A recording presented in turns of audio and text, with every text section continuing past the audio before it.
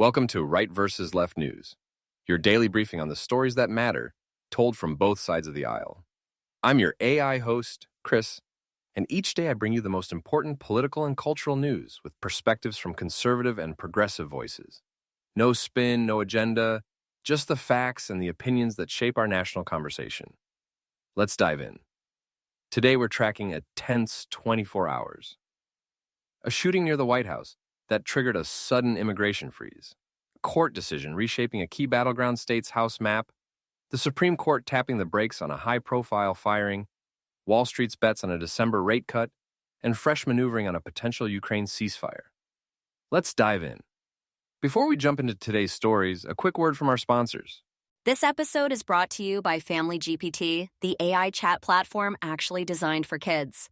If your children are curious about ChatGPT but you're worried about what they might see, Family GPT gives you full parental controls, content filtering, and the ability to align responses with your family's values. Whether Christian, Muslim, Jewish, secular, and many more. Monitor every conversation, set usage limits, and let your kids explore AI safely. No ads, no data selling, complete privacy. Sign up free at familygpt.chat. Thanks to our sponsors for supporting Right vs. Left News. Now let's get to the headlines. Here's what happened. 2 West Virginia National Guard members were critically wounded Wednesday afternoon in a targeted shooting near Washington's Farragut Square, just blocks from the White House. Authorities identified the suspect as 29-year-old Rahmanullah Lakanwal, an Afghan national who entered the U.S. in 2021 under Operation Allies Welcome. He was taken into custody after being wounded. In response, President Trump ordered 500 additional Guard troops to D.C., and U.S. Citizenship and Immigration Services announced an indefinite pause on processing immigration requests from Afghan nationals pending a security review.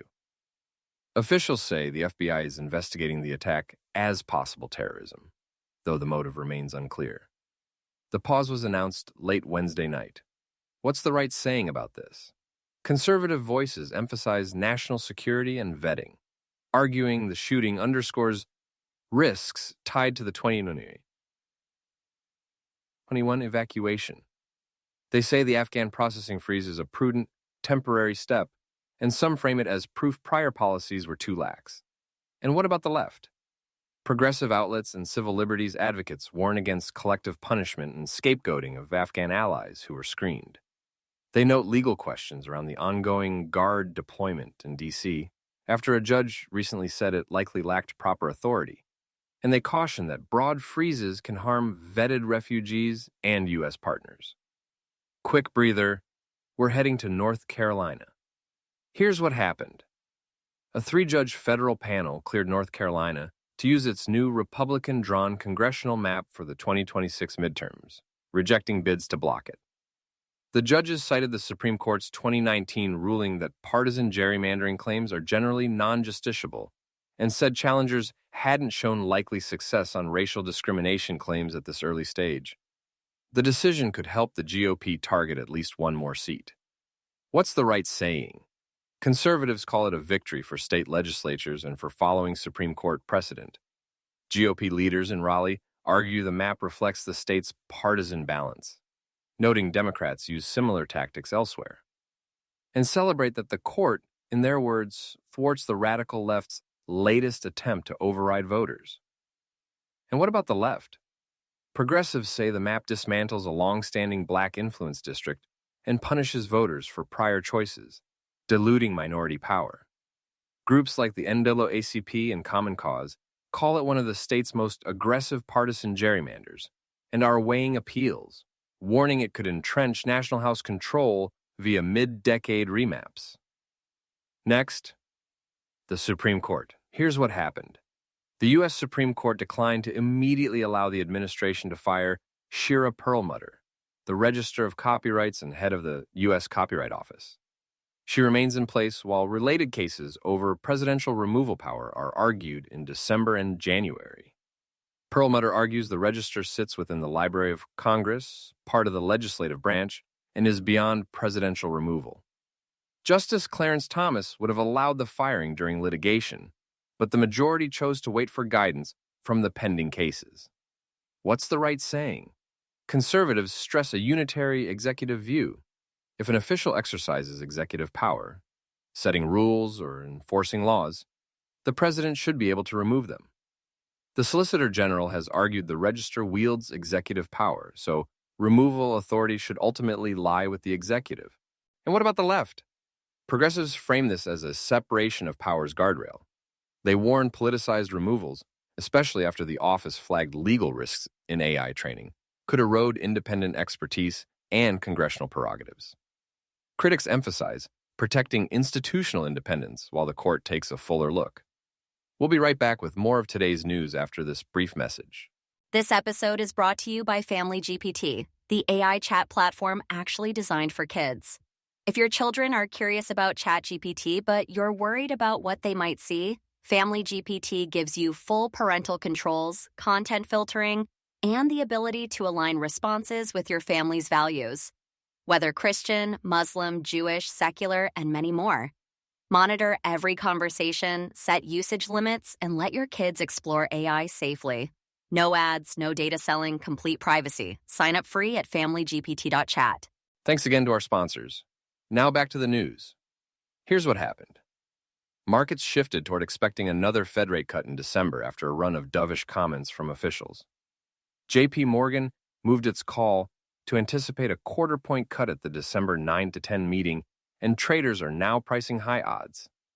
Still, Fed voices remain split, and recent data disruptions add uncertainty. On the right, you hear dueling notes. Market-friendly voices welcome relief. But inflation hawks warn more cuts could stoke prices and asset bubbles. Regional Fed leaders have also raised financial stability concerns. On the left, progressives focus on jobs. They argue the risk of employment losses outweighs modest inflation worries. Officials like San Francisco Fed's Mary Daly and Governor Stephen Moran have signaled support for another cut to ensure against labor market deterioration, a go slow but go approach. Finally, Ukraine diplomacy. Here's what happened. The Kremlin confirmed that U.S. envoy Steve Witkoff will travel to Moscow next week as part of stepped-up efforts to craft a ceasefire plan, even as leaked recordings stirred controversy over whether a draft framework leans toward Russian demands. Moscow acknowledges seeing a U.S. proposal through back channels while ruling out major concessions. The leaked call reportedly shows Witkoff discussing how to present terms to Trump. Ukraine was hit by fresh strikes as talks swirl, and European leaders are voicing reservations. On the right, many emphasize results, arguing that pushing for a ceasefire could stop the bleeding, lower U.S. costs, and set conditions for regional stability. Some Republicans add that any deal should still deter future aggression. On the left, progressives warn against rewarding invasion and fear a deal that cements territorial losses or limits Ukraine's sovereignty. Analysts argue the 28-point outline risks selling out Kyiv, and European allies are skeptical of unilateral moves and Moscow's hard lines. Critics say any agreement must protect Ukraine's security and align with allied commitments, not just produce a quick ceasefire. That's a wrap. A DC attack and immigration freeze, a consequential redistricting ruling, a Supreme Court pause on a high-stakes firing, markets leaning toward a December cut, and delicate Ukraine diplomacy gaining momentum and scrutiny. We'll keep watching how these stories evolve over the holiday weekend and beyond. That's it for today's episode of Right versus Left News.